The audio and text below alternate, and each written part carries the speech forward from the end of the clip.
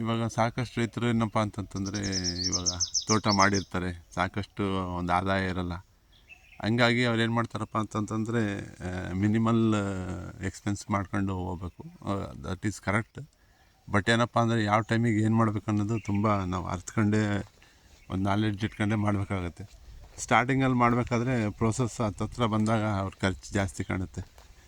But ಏನಪ್ಪ ಅಂತಂತಂದರೆ once ಅವ್ರದ್ದು ಕರೆಕ್ಷನ್ ಆದಾಗ ಅಲ್ಲೇನು ಮಿನಿಮಲ್ ಡೋಸ್ ಏನು ಬೇಕು, ಏನು ಮೇಂಟೆನೆನ್ಸ್ ಡೋಸ್ ಬೇಕು ಅಷ್ಟೇ ಕೊಡಬೇಕಾಗತ್ತೆ.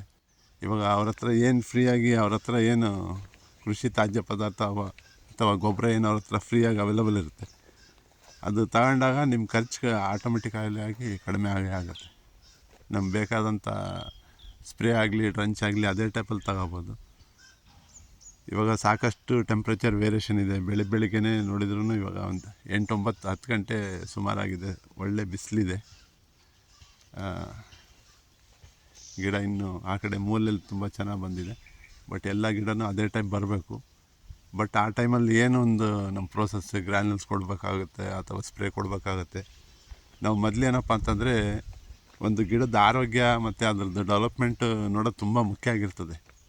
ಬೆಳೆ ಇವಾಗ ನಮ್ಮದು ಆ ಗಿಡದ ಆರೋಗ್ಯ ಚೆನ್ನಾಗಾದಾಗ ಆಟೋಮೆಟಿಕಲಿ ಆಗಿ ಆ ಗಿಡದಲ್ಲಿ ಬೆಳೆ ಕೂಡ ನಾವು ಕಾಣ್ಬೋದು. ಬಟ್ ನಾವು ಒಂದೇ ಕಡೆ ಗಮನ ಬೆಳೆ ಕಡೆಗೆ ಇಟ್ಟಾಗ ಏನಾಗುತ್ತಪ್ಪ ಅಂತಂದರೆ ಗಿಡದ ನಾವು ಡೆವಲಪ್ಮೆಂಟೇ ನೋಡೋಲ್ಲ.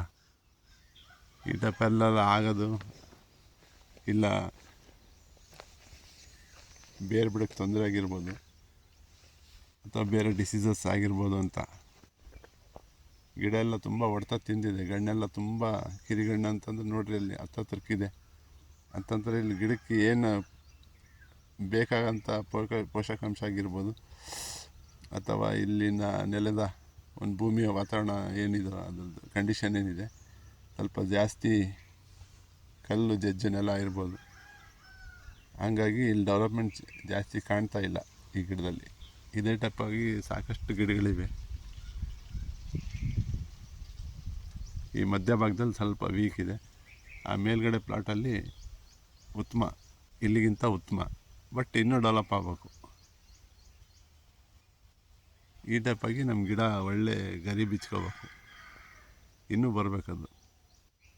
ಏನು ನಮ್ಮ ಸುಳಿ ಗರಿ ಏನಿದೆ, ಸುಳಿ ಪಕ್ಕಕ್ಕಿರೋ ಗರಿ ಏನು ಸೈಜ್ ಬಂದಿದೆ ಆ ಟೈಪಾಗಿ ಟೋಟಲಾಗಿ ಎಲ್ಲ ಗರಿನೂ ಬರಬೇಕು.